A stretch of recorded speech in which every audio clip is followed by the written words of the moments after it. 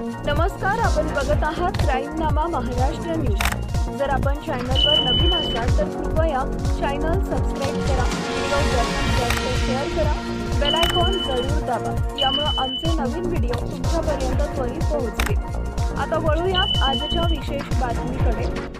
अकोला जिल्ह्यातून धक्कादायक आणि माणुसकीला काळीमा फासणारी घटना समोर आली आहे। जन्मदात्या पित्यानं 13 वर्षाच्या पोटच्या मुलीवर लैंगिक अत्याचार केल्याचा संतापजनक प्रकार समोर आलाय।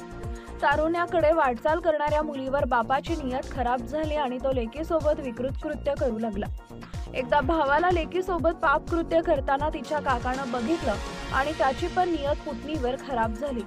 तिला एकटीला काकानं गाठलं आणि तिच्या शरीराचे त्यानं पण लचके तोडले। आता बाप आणि काका दोघे पण वेळ मिळेल तेव्हा तिच्यासोबत पाप कृत्य करत होते। असेच एकदा दुपारी शेजारचा व्यक्ती काही कामानिमित्त तिच्या घरी आला, त्यावेळेस तिचा काका तिच्या शरीराचे लचके तोडत होता। ते बघून तो शेजारी पण तिच्या मागे लागला आणि एकदा तिला एकांतात गाठून त्यानं पण तिच्यासोबत विकृती केली। हा छळ तिच्याकरता आता रोजचाच झाला होता।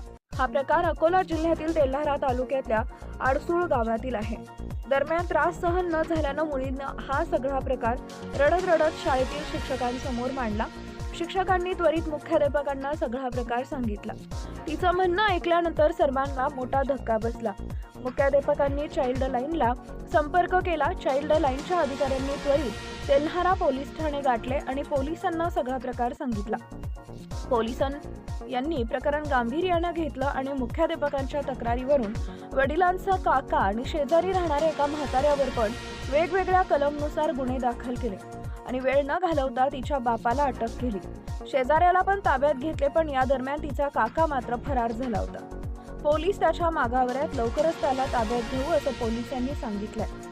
पीडितेचं वय 12 वर्ष 8 महिने 22 दिवस असल्याचं पोलिसांनी सांगितलंय। या प्रकरणाचा अधिक तपास पोलीस उपनिरीक्षक निलेश ठाकरे करत आहेत। पुन्हा एकदा विनंती, कृपया चॅनल सबस्क्राइब करा, व्हिडिओ जास्तीत जास्त शेअर करा, आपले विचार कॉमेंटच्या माध्यमातून आम्हाला जरूर कळवा।